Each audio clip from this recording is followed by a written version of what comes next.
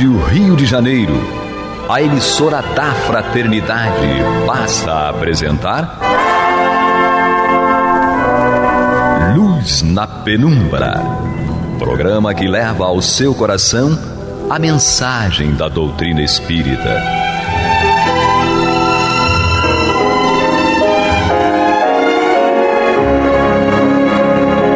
E com vocês, João Batista, para o estudo de O Livro dos Espíritos, da obra codificada por Allan Kardec. Papai do céu nos guarde e nos abençoe.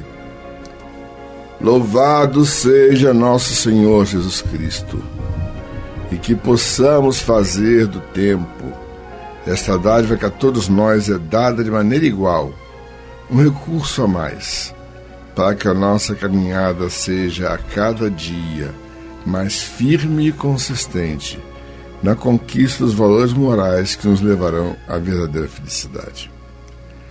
Hoje vamos fazer o estudo das perguntas 142 e 143 de O Livro dos Espíritos, da tradução de Evandro Neto Bezerra, da Federação Espírita Brasileira. Temos aqui conosco Angélica, meus olhos de safira. Um prazer estar aqui e que seja o estudo a alavanca do nosso progresso. Adalberto. Presente. Só isso?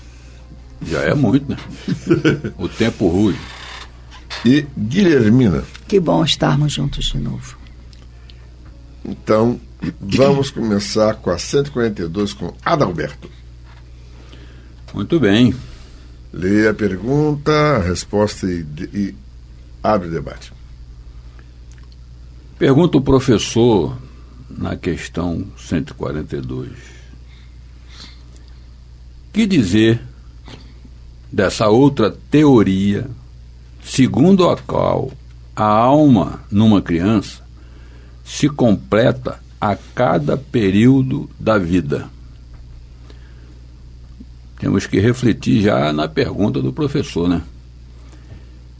A cada período da vida encarnada, porque a vida, tanto lá quanto cá, é vida, ora encarnado, ora desencarnado. Então, que dizer dessa outra teoria, segundo a qual a alma numa criança se completa a cada período da vida? Nos responde os benfeitores da humanidade. O espírito é apenas um, e está inteiro na criança como no adulto. Os órgãos ou instrumento das manifestações da alma é que se desenvolve e se completa. É ainda tomar o efeito pela causa. Se nós permanecermos na superfície, sem se aprofundar, para compreender, ou tentar pelo menos compreender, né? A gente vai ficar na superfície sempre. Então, em sã consciência, qual é a mãe que dá uma feijoada para uma criança? Falta de bom senso. Nem na mamadeira, né? Nem pé de porco batido na mamadeira pode dar. Porque o organismo que o espírito está usando naquele momento ainda é frágil o suficiente para digerir tal alimento. Por isso, a orientação é o leite materno, até um determinado período da infância. Depois, gradativamente, vai se fazendo a alimentação. Então, são teorias, como diz aqui na frase final, né, é ainda tomar o efeito pela causa. Então, precisamos ir lá no próprio Livro dos Espíritos, e isso vai ser com bastante frequência essa orientação, para aqueles que estão aí do outro lado da latinha, e aqui também nós, né? Buscarmos sempre o capítulo 2 do Livro dos Espíritos, onde Kardec desenvolve a situação sobre a alma, né?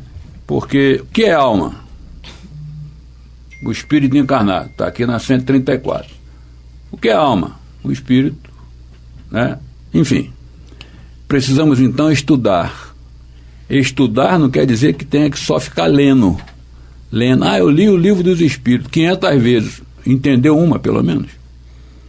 Então é preciso então diferenciar ler de estudar. Então estudar o capítulo 2 do livro dos espíritos é de ordem fundamental, para poder compreender, porque são várias situações que Allan Kardec coloca ali para nossa compreensão.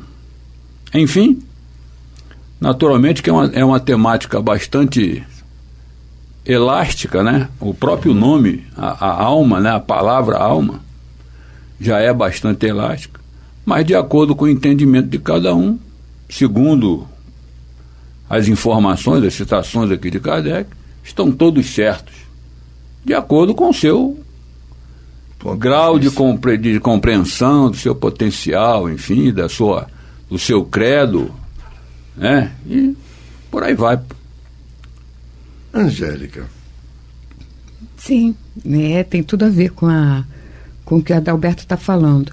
A questão diz, né, dentro da pergunta, quer dizer que dessa outra teoria, ou seja, a primeira teoria qual seria? A alma ou o espírito encarnado, certo?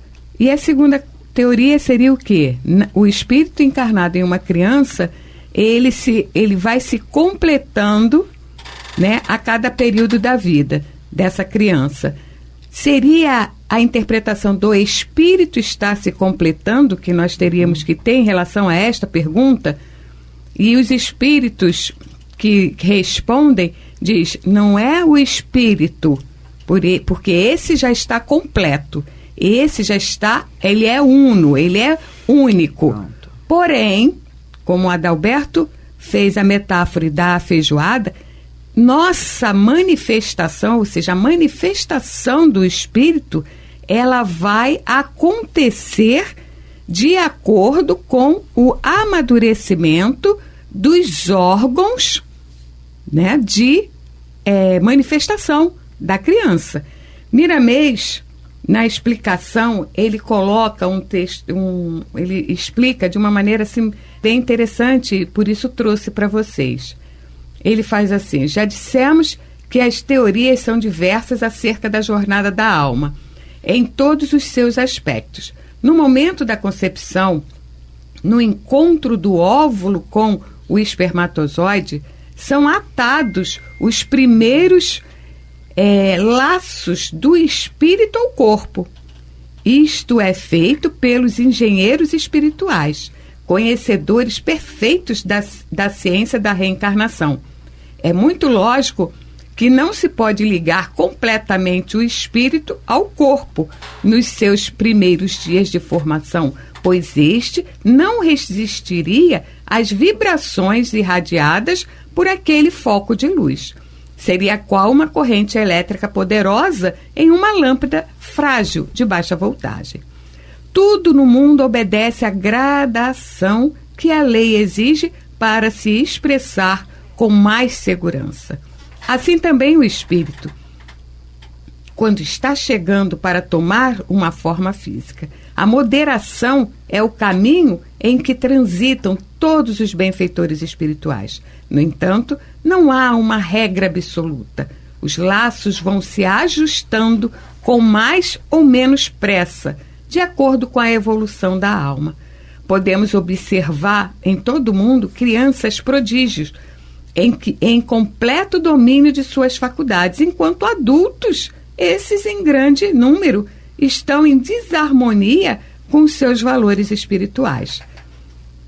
Há 3 reajustes na reencarnação para todos. Primeiro reajuste aos 7 anos, segundo aos 14 e terceiro aos 20 anos. Então, o que nós temos que entender desta progressão, desta acomodação do espírito ao corpo, é que ele está relativo ao processo de amadurecimento dos seus próprios órgãos, e a gente sabe que na evolução do corpo físico acontece há 7 anos, né? Para o amadurecimento, tanto do cérebro, dos órgãos, né? Dos aparelhos, dos sistemas, e também da maturação emocional. Contudo, existe uma relação entre o amadurecimento emocional de certas crianças com certos adultos. Não tem necessariamente de ser um adulto para ter sua expressão 100%. Porém, existe a questão de crianças terem até muito mais expressão do que alguns adultos. Guilhermina. Isso. Só para fechar. Fechando o raciocínio do Adalberto e da Angélica, resumindo, a pergunta de Kardec seria se a alma numa criança se completa a cada período de vida ou alguma outra forma. E os espíritos respondem que, de uma maneira clara, direta e objetiva, o espírito é completo, inteiro. E está completo na criança como no adulto. Sim, ele, uma vez já encarnado, ele está ali. Os órgãos, ou seja, as manifestações do espírito através daquele corpo, os órgãos são instrumentos das manifestações da alma, que são os órgãos daquele corpo, é que se desenvolvem a partir das faixas etárias, da complementação dos sistemas, dos órgãos daquele corpo, e aí vai se desenvolvendo a partir da idade, como disse a Angélica, até os 7 anos, depois dos 7 anos aos 14 e tal, porque o próprio, se a gente parar para analisar, analisem o crescimento de uma criança, e vocês podem avaliar pelo comportamento dessa criança, se for uma criança criada dentro de um lar organizado, ou não, mas esta criança vai ter fases e etapas de crescimento, de compreensão. E o espírito vai estar lá em cada momento. E aí, quando a gente raciocina de maneira diferente, é tomar o efeito pela causa. Não é que o espírito se completa o corpo se completa e o espírito vai acompanhando esse crescimento, esse amadurecimento. Exatamente isso que a gente tem que ter em mente. O espírito é único em processo de evolução. Exatamente. O corpo é quem vai amadurecendo com todas as suas propriedades, e o espírito vai aguardando e participando disso, ajudando isso a acontecer, para que a coisa aconteça de forma normal. Esse amadurecimento não quer dizer que o Adalberto vai sair daqui batendo asa, né? Não, claro que não. Nem seria João. bom. Seria bom, né? Mas não é esse o objetivo. Daqui, ninguém tem caroço não é de asa. Esse o objetivo. Então, vários corpos ainda virão para a gente poder... Não é esse Nós vamos objetivo. deixar as considerações finais, eu posso fazer depois da nossa vinheta que entra agora. Você está ouvindo pela Rádio Rio de Janeiro o programa Luz na Penumbra, com estudo de O Livro dos Espíritos, na apresentação de João Batista. Eu gostaria de, fechando essa questão, falar de uma coisa. O espírito, ele está sempre pleno. Desde o começo, a tal ponto que a criança se manifesta dentro do ventre e tudo aquilo que exista no entorno daquela criança que está sendo gerada no ventre pode se refletir em sua vida psicológica após o nascimento.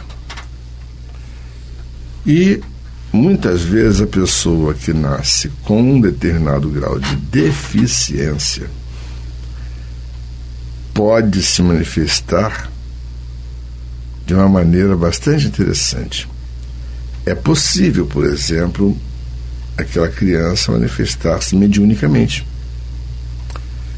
Eu tenho uma amiga, eu digo que tenho, que ela já desencarnou, o esposo dela já desencarnou, o jovem também já desencarnou. Ela lutou durante mais de 20 anos com um menino com uma doença neurológica grave, totalmente dependente, mas que recebeu muito afeto, recebeu muito cuidado dos pais. E então, um determinado dia, no culto do Evangelho no lar, na casa dela, havia uma pessoa que ninguém poderia questionar a capacidade mediúnica dessa criatura por causa do seguinte: ela psicografava maravilhosamente bem, mas não conseguia ler porque era analfabeta. Interessante isso.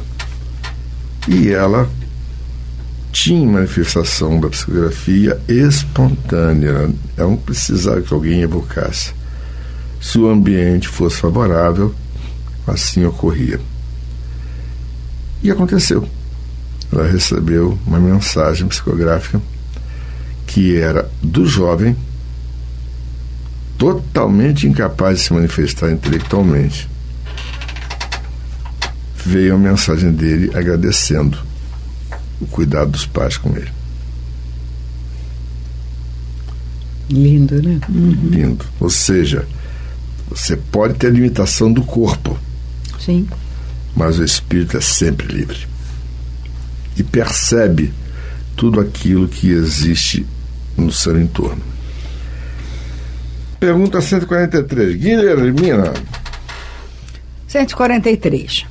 Por que nem todos os espíritos definem a alma da mesma maneira? Isso é um papo longo, né? Os espíritos não se acham todos igualmente esclarecidos sobre essas questões. Há espíritos ainda limitados que não compreendem as coisas abstratas, como são as crianças entre vós. Também há espíritos pseudo-sábios que fazem alarde de palavras para se imporem, como acontece também entre vós. E depois, os próprios espíritos esclarecidos podem exprimir-se em termos diferentes, que no fundo têm o mesmo valor, sobretudo quando se trata de coisas que a vossa linguagem é incapaz de traduzir com clareza. Recorrem então a figuras, a comparações que tomais como realidade. E eu acho que a resposta dos espíritos é clara, direta e objetiva, porque as situações são individuais, as situações são próprias. E os espíritos vão usar formas e expressões de comunicação de acordo com cada situação. Então, por que a pergunta de Kardec seria: por que nem todos os espíritos definem a alma da mesma maneira? Porque não tem como. Porque as situações, os espíritos têm situações próprias e que definem as respostas de acordo, primeiro, com ele que está explicando, segundo, com aquele que está ouvindo. Ele tem que explicar e fazer as imagens de compreensão de forma que aquele que está ouvindo compreenda o que ele está falando. E é o que ele diz aqui: pois os espíritos não se acham igualmente esclarecidos. Há espíritos ainda limitados que não compreendem bem as coisas abstratas como as crianças. Então, ele, espírito, pode não compreender a situação própria. Então, ele vai explicar da maneira como ele sente, como ele trata. Com seus próprios limites. Com seus próprios limites. E também, achei muito interessante, eu tinha lido várias vezes, os pseudo-sábios. Claro, os pseudo-sábios estão lá, estão aqui. Alguns encarnados e outros desencarnados. É uma questão de tempo e de coincidências. Os pseudo-sábios que fazem alarde de palavras para se imporem. Gente, como isso é atual, né? Digamos assim, temos que conversar sobre isso. Pode continuar. Adalberto. Rapaz, isso... O tempo que nós temos é curto. Então. É por isso que Allan Kardec, na Revista Espírita, eu não sei o volume, não sei o número, são 12, vai lá e estuda. Né? Eu tive a oportunidade de estudar os 12, ou ler pelo menos. Então, na pergunta do capítulo, primeira pergunta do capítulo 1 do Livro dos Médiuns: há espíritos? Ou existem espíritos? Esses espíritos estão encarnados ou desencarnados? Kardec diz: a causa principal da dúvida sobre a existência dos espíritos é a ignorância da sua verdadeira natureza. E os pseudos sábios, como alertou Guilhermina, estão tanto lá quanto aqui. Então, precisamos, vou falar isso com muita frequência, vai estudar. Pega o livro e vai estudar. Ficar lendo o livrinho é fácil, mas tem que estudar o que está lendo. Fica lendo mensagem romance, né? É uma beleza, né? Ficando esperando defunto psicografar é complicado. Então, ó, o Evangelho segundo o Espiritismo, capítulo 21, haverá falsos cristos e falsos profetas. Tem lá duas mensagens de Erasto, discípulo de Paulo, e também do Espírito, né, Luís. Não por acaso Erasto é coautor do Livro dos Médiuns. Exatamente, coautor, exatamente. Então, aqui o nosso irmão Luís, na última mensagem das instruções dos Espíritos, ele cita lá muito bem João: não acrediteis em todos os espíritos, mas provai se os espíritos são de Deus. Então, por mais que a gente queira elaborar a palavra bonita, falar e tal, vai lá e estuda, vai conceituar o que você está lendo, o que você está estudando, porque olha o que diz o Espírito de São Luís também em O Livro dos Médiuns, no capítulo 24, Identidade dos Espíritos.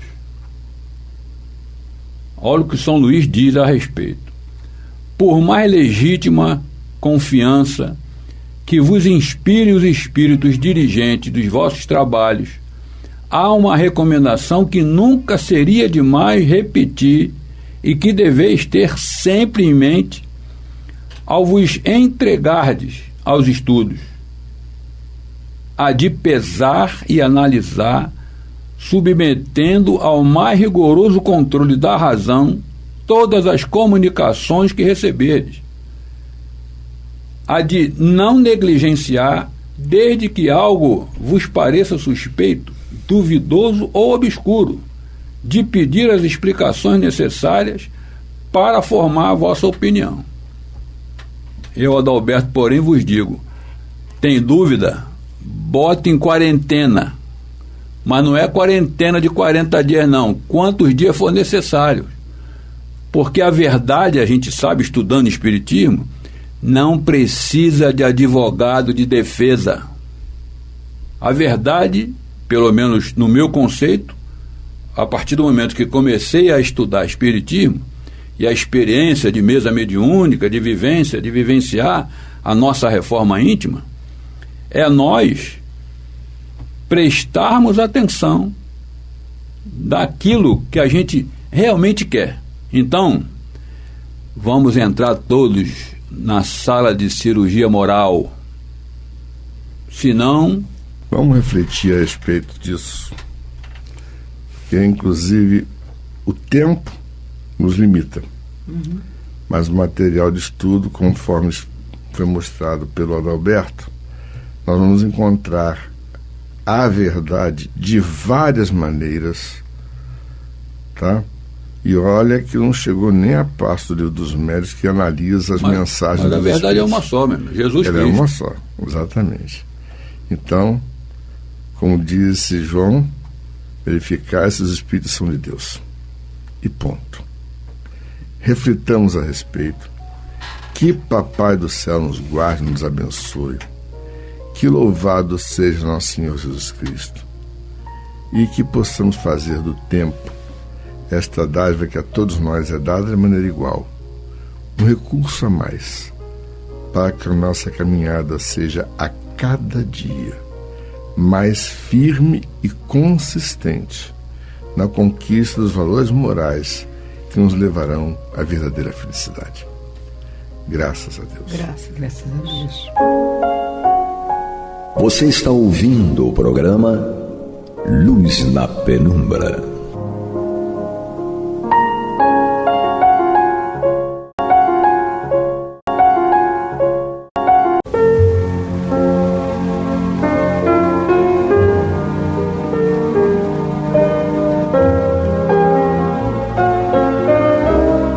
A Rádio Rio de Janeiro está levando ao seu lar e ao seu coração a mensagem consoladora da doutrina espírita, através do programa Luz na Penumbra.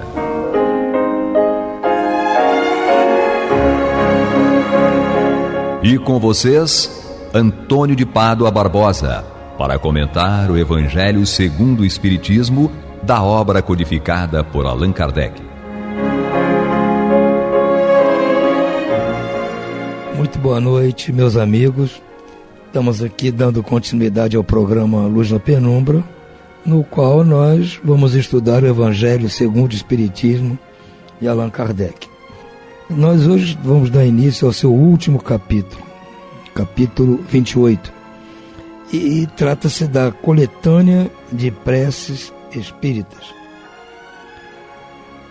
Eu acredito que, como eu falei a respeito do capítulo anterior, Pedi e Obtereis, que eu achava que aquele, em tese, seria o último capítulo das instruções dos espíritos e de Allan Kardec para nós, visando a que nós realmente suportássemos lidar com as nossas aflições. Ele estaria justamente no final, porque depois das outras 26 instruções dos capítulos anteriores, se nós ainda continuássemos muito agoniados com as nossas aflições, nós ainda teríamos o recurso da prece. Então, neste capítulo 27, nos seria ensinado tudo a respeito da prece. Foi o que aconteceu.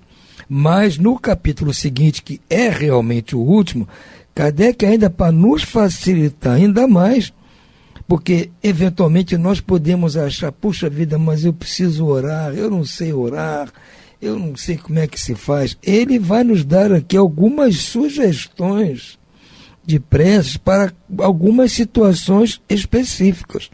É claro que ele não vai conseguir abranger todas as situações que a prece vai se fazer necessária em nossa vida, até porque eu pessoalmente acho que a prece tem que estar presente em nossa vida 24 horas por dia.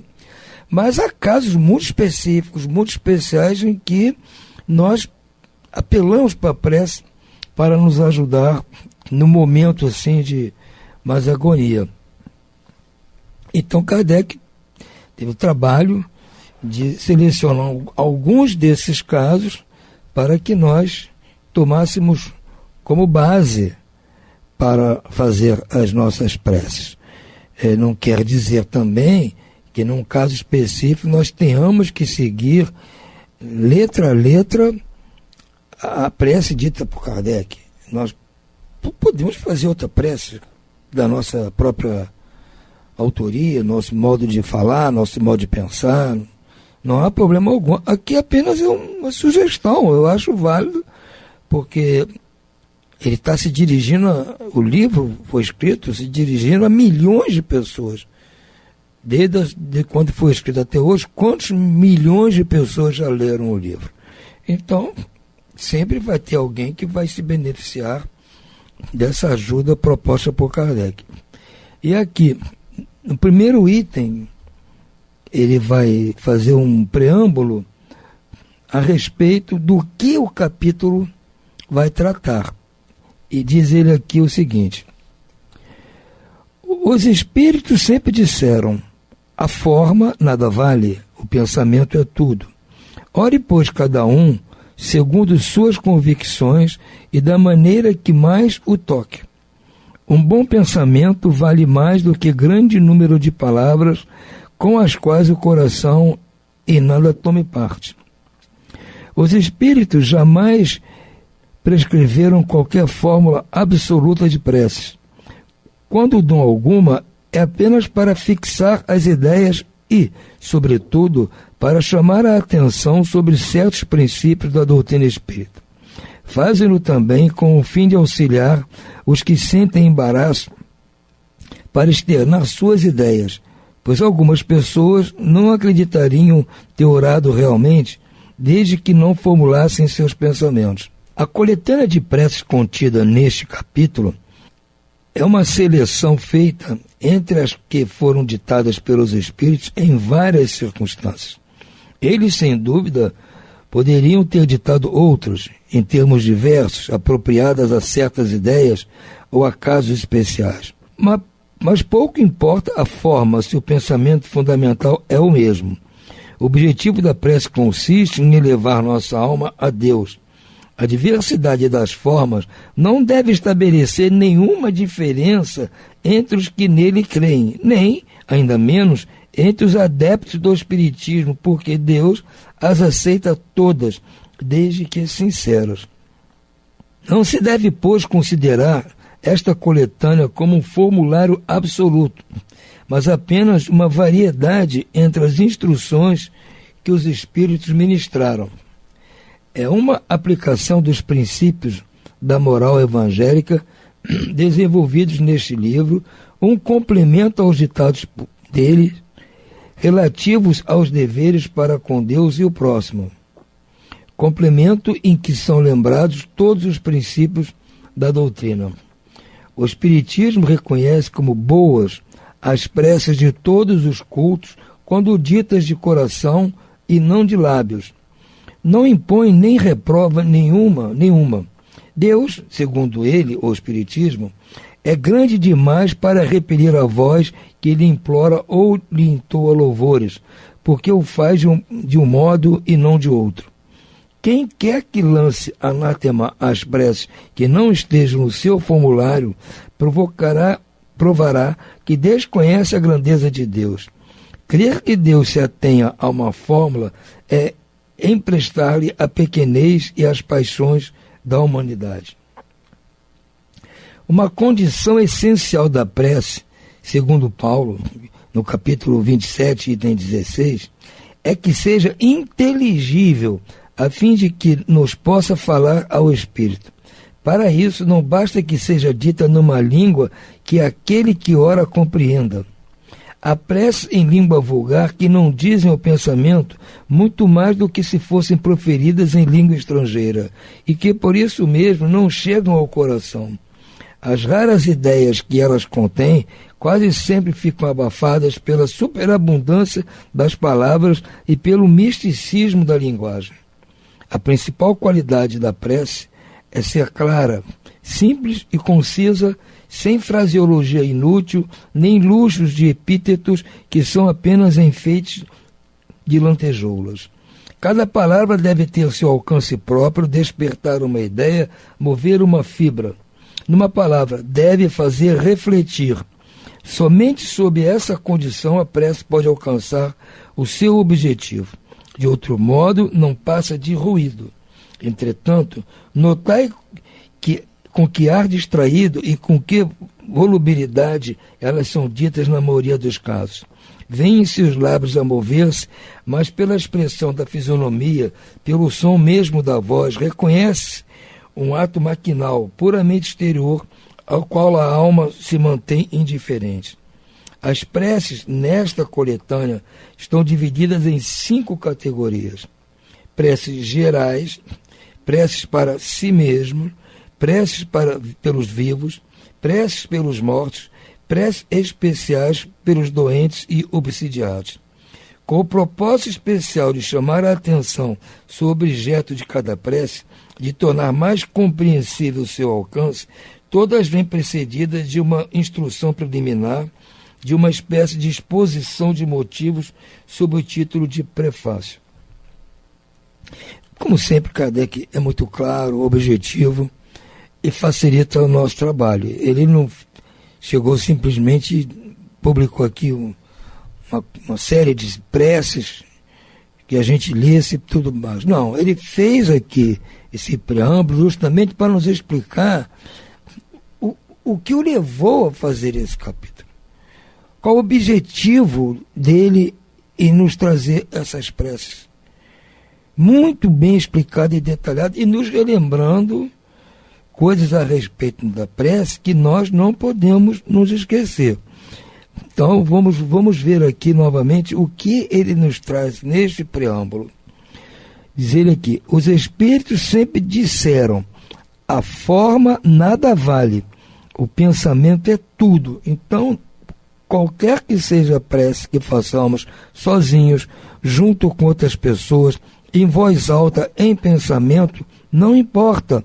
O que vale é o pensamento que nós estamos tendo no momento da prece. Eu ainda digo mais, o que importa é o nosso sentimento naquele momento. não é a forma da prece, nem as palavras que estão sendo usadas. Ore, pois, cada um segundo suas convicções e da maneira que mais o toque. Então, cada um tem que orar da sua maneira mais conveniente, do seu modo, da maneira que mais o toque, que faça o seu sentimento realmente se expandir. Um bom pensamento vale mais do que grande número de palavras com as quais o coração em nada tome parte. Então, o que está dizendo? O pensamento nosso durante a prece vale muito mais que um grande número de palavras que possamos estar usando. Palavras com as quais o coração em nada toma parte, ou seja, o nosso sentimento não toma parte. Como eu disse, importante também é o nosso sentimento, é a razão de tudo, é o início de tudo, é o nosso sentimento. O pensamento é uma forma de expressar aquilo que nós sentimos. Os espíritos jamais prescreveram qualquer fórmula absoluta de preces. Também é importante saber isso. Não existe prece formatada por qualquer espírito. Quando dão alguma, é apenas para fixar as ideias e, sobretudo, para chamar a atenção sobre certos princípios da doutrina espírita. Fazem-no também com o fim de auxiliar os que sentem embaraço para externar suas ideias, pois algumas pessoas não acreditariam ter orado realmente desde que não formulassem seus pensamentos. Então, há pessoas que têm um certo embaraço e não confiam nem naquilo mesmo que elas estão usando para orar. Então, os espíritos vêm nos auxiliar, trazem eventualmente alguma prece para nos facilitar.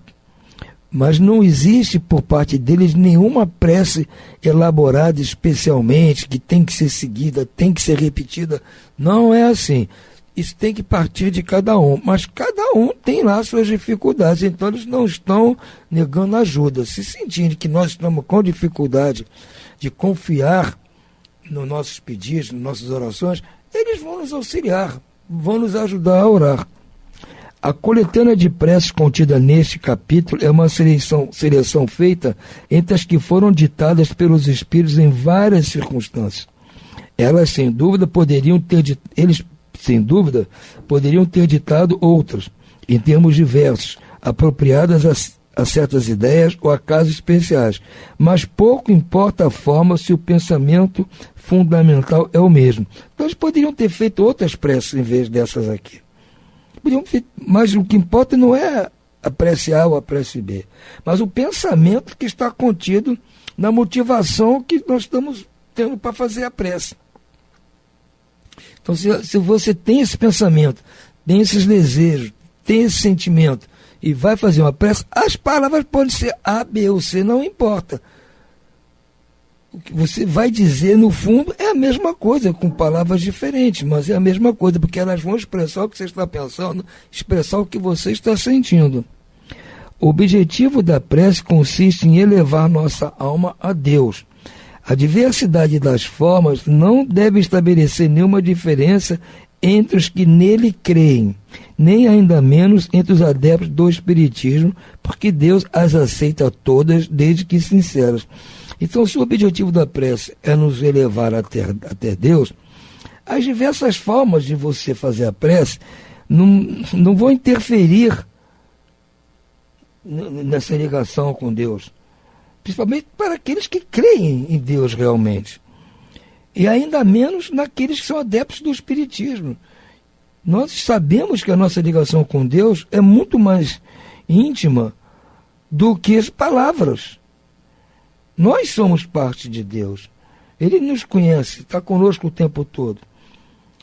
Então, não são as palavras que vão interferir. A maneira de nós falarmos não vai mudar em nada o que Deus sente por nós. Porque ele diz aqui, porque Deus as aceita todas as formas de fazer prece, desde que sejam sinceras. Então não importa a forma que você vai fazer, desde que haja sinceridade. Não se deve, pois, considerar esta coletânea como um formulário absoluto, mas apenas uma variedade entre as instruções que os espíritos ministram. é uma aplicação dos princípios da moral evangélica desenvolvidos neste livro, um complemento aos ditados deles, relativos aos deveres para com Deus e o próximo, complemento em que são lembrados todos os princípios da doutrina. O Espiritismo reconhece como boas as preces de todos os cultos. Isso é importante, nós sabemos bem.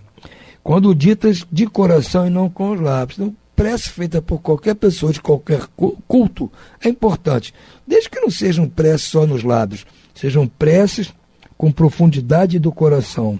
Não impõe nem reprova nenhuma. Deus, segundo o Espiritismo, é grande demais para repelir a voz que lhe implora ou lhe entoa louvores. Então Deus não está se importando de que culto você é. Ele não vai fazer distinção. Quem quer que lance anátema às preces que não estejam no seu formulário, provará que desconhece a grandeza de Deus. Crer que Deus se atenha a uma fórmula é emprestar-lhe a pequenez e as paixões humanas. Então, a pessoa que lança um anátema, uma maldição, às preces que não segue determinado formulário específico, prova que desconhece a grandeza de Deus. Deus não vai se ater à fórmula de prece, gente. Acreditar que Deus se atenha a uma fórmula de prece é dar a Deus a pequenez das nossas paixões humanas.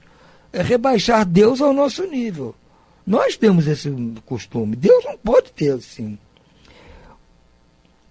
Uma condição essencial da prece, segundo Paulo, é que seja inteligível, a fim de que nos possa falar ao Espírito. Para isso, não basta que seja dita numa língua que aquele que ora compreenda. Há preces em língua vulgar que não dizem ao pensamento muito mais do que se fossem proferidas em língua estrangeira. E por isso mesmo não chegam ao coração. Está dizendo, as pessoas podem ter alguma diferença, porque a prece está em outro idioma, está em latim, então, mas tem preces feitas no nosso próprio idioma, com palavras super complicadas, e que não tocam o coração de quem está ouvindo. Então, as preces têm que se fazer com palavras simples, palavras que todos entendam. A principal qualidade da prece é ser clara, simples e concisa, sem fraseologia inútil, nem luxo de epítetos que são apenas enfeite de lantejoulas. É isso aí. Cada palavra deve ter seu alcance próprio, despertar uma ideia, mover uma fibra. Numa palavra, deve fazer refletir. Somente sob essa condição, a prece pode alcançar o seu objetivo, de outro modo, não passa de ruído. Entretanto, notai com que ar distraído, com que volubilidade elas são ditas na maioria dos casos. Vêem-se os lábios mover-se, mas pela expressão da fisionomia e pelo som mesmo da voz, reconhece um ato matinal, puramente exterior, ao qual a alma se mantém indiferente. Está dizendo, quer dizer, às vezes a pessoa mostra no seu rosto, quando está fazendo a prece, que é uma coisa maquinal.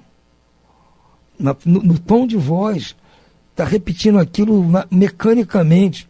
Então nós temos que pensar bem, antes de orar, respirar fundo, nos concentrar e orar calmamente, simplesmente, singelamente, sem palavras complicadas, sem rebuscamento, sem nada disso, gente. E se estivermos orando para outras pessoas, junto com outras pessoas estão ouvindo, é mais um motivo para falarmos de forma clara, objetiva, expressando aquilo que realmente nós estamos sentindo e aquilo que realmente nós estamos pensando. Então, essa é a ideia da prece. Com o propósito especial de chamar a atenção sobre o objetivo de cada prece e de tornar mais compreensível o seu alcance, todas as preces que vão ser mostradas aqui neste capítulo são precedidas de uma instrução preliminar, de uma espécie de exposição de motivos sob o título prefácio, ou seja, antes de cada prece, Kardec vai nos explicar direitinho o contexto em que aquela prece deve ser usada. Isso é muito importante. Você prece para os mortos. Bom, ele vai explicar primeiro como se trata. Prece para alguém que perdeu um ente querido. Então ele vai contextualizar a situação para nós entendermos bem o que está acontecendo, para aí sim nos dar uma sugestão de prece. Há alguns itens aqui que ele vai fazer até mais de uma, para o mesmo caso até mais de uma prece. Isso mostrando que as palavras podem mudar, mas o que importa é o objetivo, que é baseado no nosso pensamento e no nosso sentimento. Então, no próximo programa, nós vamos dar início a efetivamente a essa coletânea de preces. Fiquemos todos agora com Deus. Muito boa noite, que todos tenhamos uma noite abençoada e muita paz. Até o próximo programa.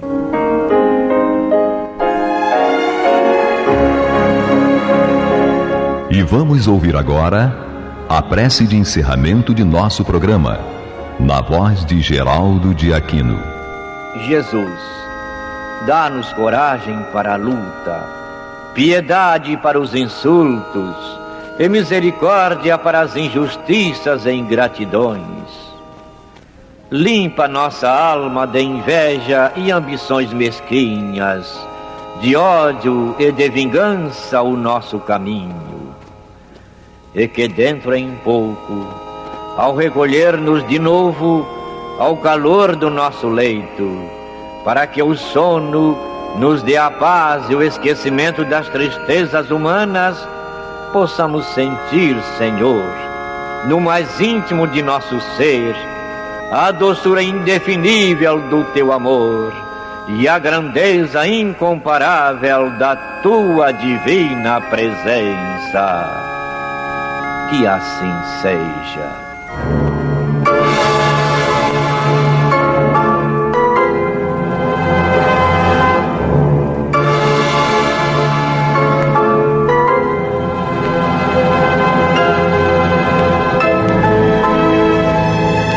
Acabamos de apresentar o programa Luz na Penumbra, que voltará a ser apresentado amanhã às 21 horas nesta emissora.